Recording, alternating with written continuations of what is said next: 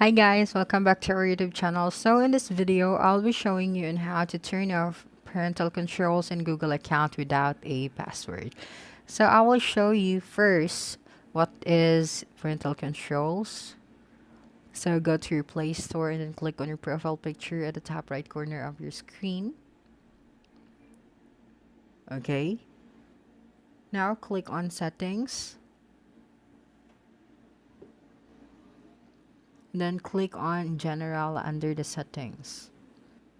Then scroll down and click on Family Parental Controls Parent Guide. Then click on Parental Controls.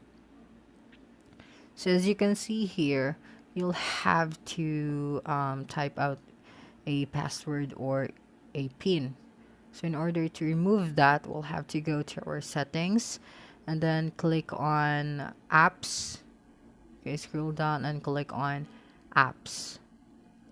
Okay, and then click on Manage Apps. Okay, just wait for a few seconds. Then scroll down and look for your Play Store application. And you can also use the search bar at the top corner of your screen to make it more easy. Now you'll have to clear the data of your Play Store. So just click on this one, then click on Clear All Data. And click on OK.